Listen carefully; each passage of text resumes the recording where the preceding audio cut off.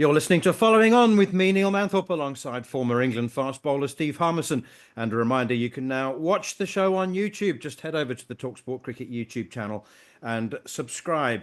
I'm very excited to have our next live guest, Sharda Urga, who I've known for, and make us both feel very old now, over a quarter of a century.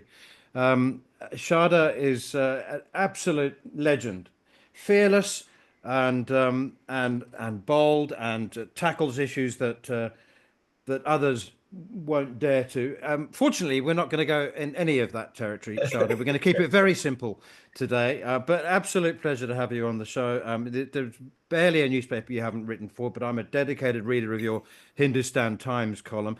We are going to talk about, well, the IPL, Virat Kohli and Rohit Sharma.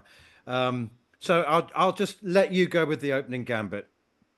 Thanks, Neil. So good to be here chatting with you again. Neil, you're way ahead of me in this game of like taking on people that the world doesn't take on. So I'm just sort of following quietly. No, it's been a crazy last few days. The reason I sort of jumped on late on this because I was finishing some article for BBC Hindi, who I also write for.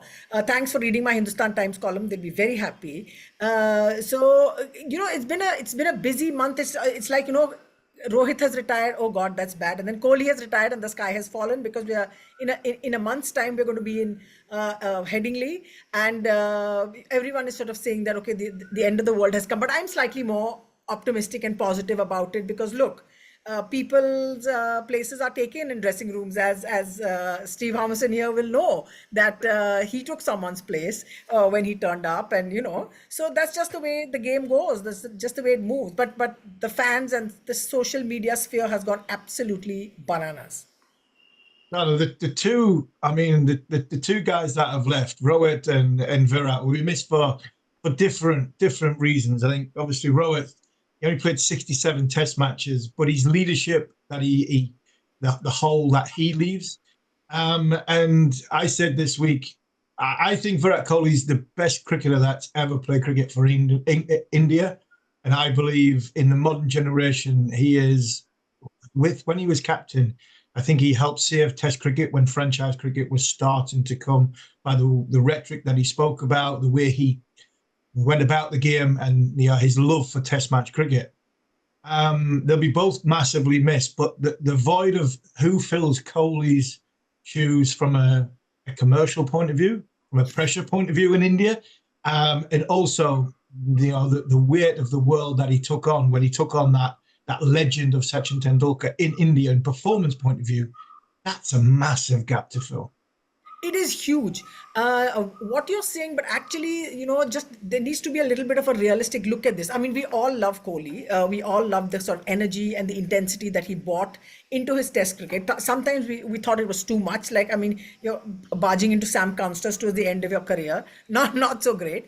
But in the last 5 years, both Virat and Rohit Sharma have not been in the best of form. So they've been there in terms of sort of their presence and what they do. Rohit is captain for a while, took over from Virat. So their presence in terms of the runs they scored was not exactly, sort of adding to anything that was there. India have had a very bad last 6 months in Test cricket. I think, and I was remembering 4-0 in 2011, from 2011, but that was 2 tours overseas. We got hammered by New Zealand at home, 0-3. It's never happened before. So you had a feeling that, something had to give. And after the tour of Australia, I think what happened was that it was pretty much known that Rohit would not travel to England. We had that feeling was there. It had been built up. We kept hearing information.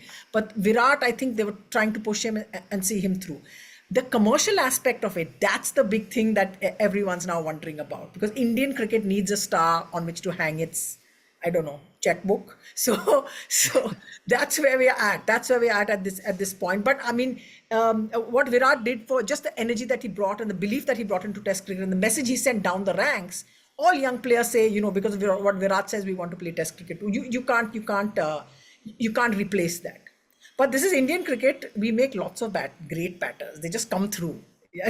So that's me being a bit optimistic.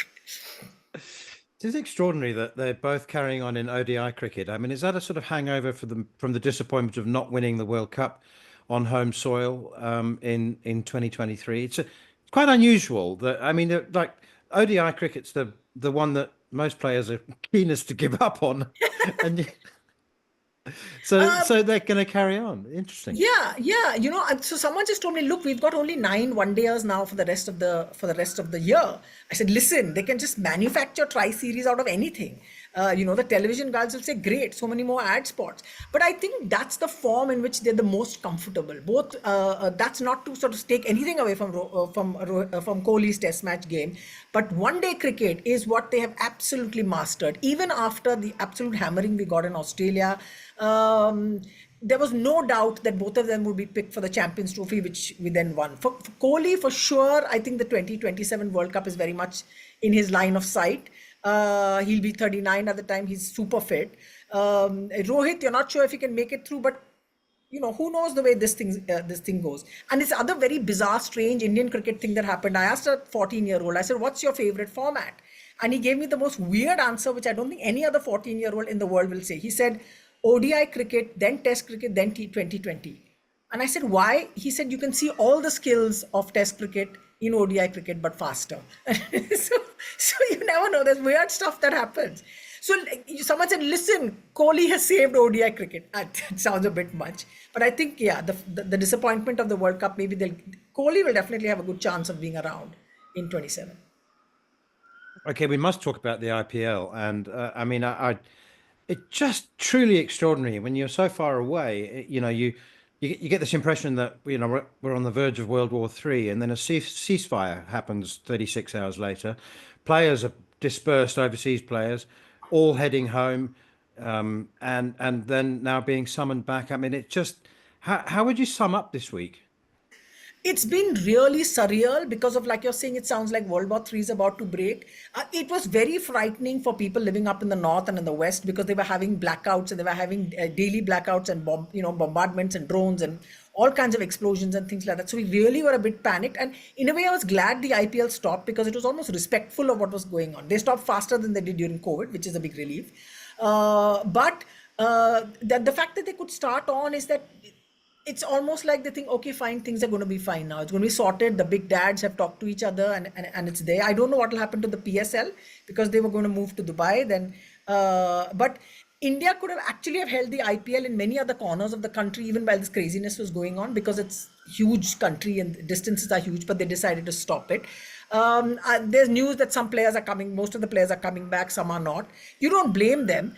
But IPL is such a big business, Neil. They couldn't have not gone ahead and completed it. The moment they've got literally the hotline to the government. So the moment they got one sign, said, can we play? They said yes, and they're on again from the 17th.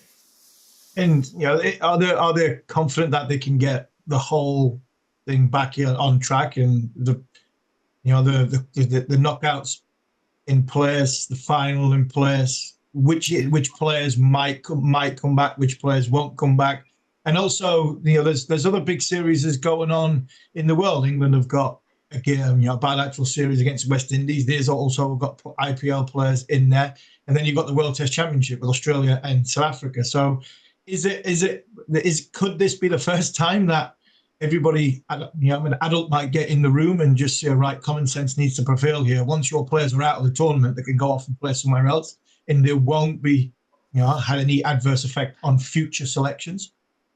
I think the club versus country thing in England has sort of come ahead, and it's perfectly reasonable to ask the question. I think the franchise will be happy to make adjustments at this point in time, because of what's happened, and the point is that everybody freaked out. And I mean, I can't even imagine what the situation was for players who are playing in Chandigarh or Mullapur or whatever, because that's how close it is. I mean, Amritsar and Lahore are like half an hour by road. You could walk across.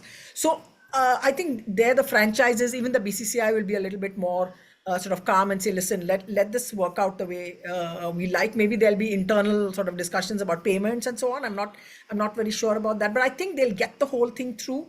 And Bangalore, where I live, RCB have got a chance. So everyone is saying, please, everybody come back. This is our best chance. So it looks like it'll sort itself out fairly peaceably. Just quickly, Sharda, Michael Atherton used to be known as FEC when he was at Cambridge University. He's a future England captain.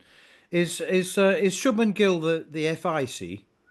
Absolutely. He seems to be the front runner, despite the fact that, Bumrah may believe that Bumrah probably is a good choice as well, but they want his body to hold up better than his tactical, and he can always help. But Shubman Gill is seen as the FIC because of the fact that he's young and he'll last out this cycle, maybe a little bit more. They'll give him a chance. Let's see how he does in England. I mean, I just realized nobody but KL Rahul amongst the batters has played in England at all. So who knows?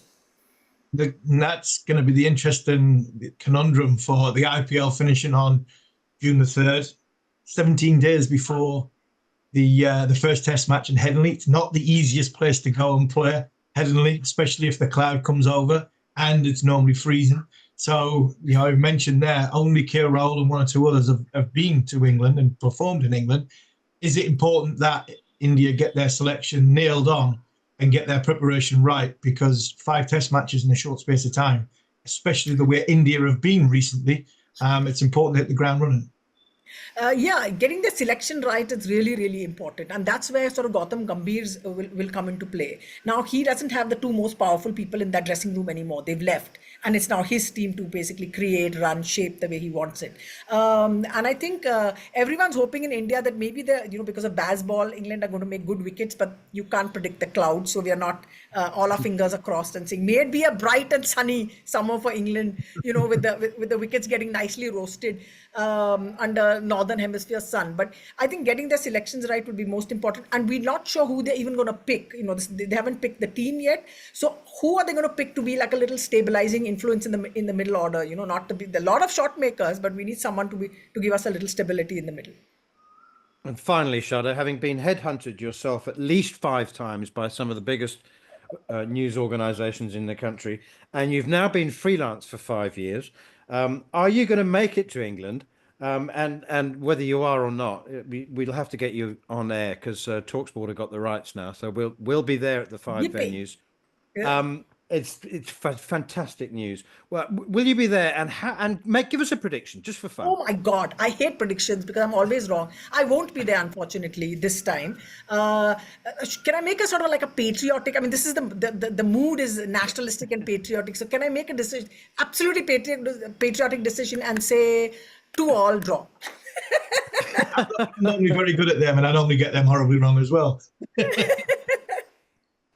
Sharda, thank you so much. That was fabulous. Absolutely brilliant. Just wonderful to speak to you again.